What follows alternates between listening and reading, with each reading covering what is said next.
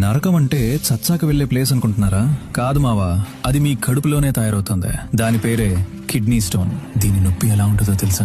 ఒక పదునైన కత్తిని కడుపులో దించి దాన్ని మెల్లగా తిప్పుతుంటే ప్రాణం ఎంత విలవిలలాడుతుందో అంతకన్నా దారుణంగా ఉంటది. అసలు ఇది రాయి కాదు, అవి పగిలిన గాజు ముక్కలు. చూడండి, ఇది నున్నగా ఉండే గులకరాయి కాదు. నీళ్లు తాగనప్పుడు మీ యూరిన్ లో ఉండే యాసిడ్ గడ్డకట్టి ఇలాంటి ముళ్ల కంచెలాగా మారుతుంది. ఇప్పుడు అసలు హారర్, ఈ ముళ్ల రాయి మీ కిడ్నీ నుంచి బయటకు వచ్చే సన్నని పైపులో ఇరుకుపోతే అది కదిలిన ప్రతిసారి ఆ పైప్ లోపలి చర్మాన్ని బ్లేడ్ తో కోసినట్టు కోసేస్తుంది. అప్పుడు మీ యూరిన్ లో రక్తం పడుతుంది.